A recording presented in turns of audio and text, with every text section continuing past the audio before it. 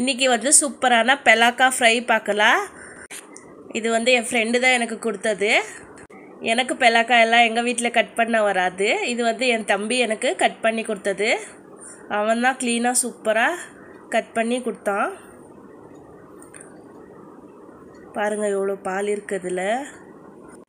இதை க்ளீனாக கட் பண்ணிக்கிட்டு பாருங்கள், இது நல்லா சின்ன சின்னதாக துண்டு உங்களுக்கு எவ்வளோ சைஸுக்கு துண்டு பண்ணி எடுத்துக்கின்னு ஒரு மிக்ஸி ஜாரில் தக்காளி, வெங்காயம், இஞ்சி பூண்டு பேஸ்ட்டு, கொத்தமல்லி, கருவேப்பிலை, பட்டை, லவங்கம், பச்சை மிளகா காரத்துக்கு இவ்வளோத்தையும் சேர்த்து ருப்பிக்கோங்க. நெக்ஸ்ட்டு குக்கரில் வந்து கட் பண்ண பெலாக்கா போட்டுட்டு ருப்புன மசாலா ஊற்றி இதுக்கு கொஞ்சம் தண்ணி மிக்ஸ் பண்ணி ஊற்றிக்கோங்க. கொஞ்சம் மஞ்சள்தூள், மிளகாத்தூள்,